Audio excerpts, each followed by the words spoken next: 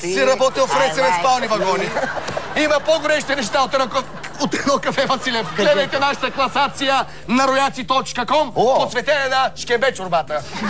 На стриптиза.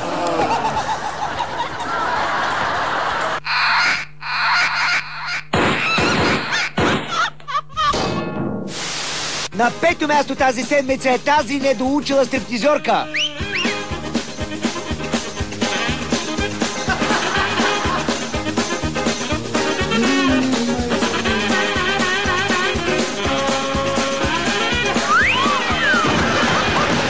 Четвъртото място веднага след нашата реклама!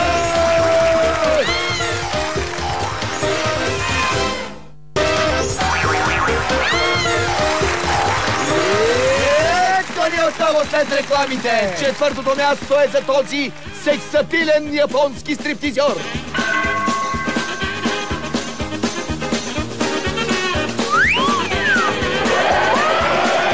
Рачко, аз толкова бързо не мога даже да се откопчая. Продължаваме с третото място. Момиче прави стриптиз пред уеб-камера. Жени.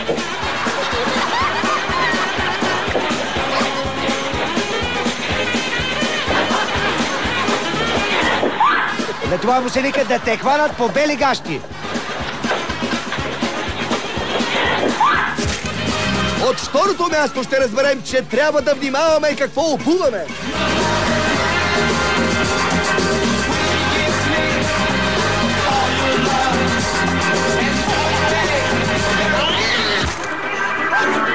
И на първо място най-еротичният стриптиз, който сте виждали. Молим, разгорейте котараци да не гледат.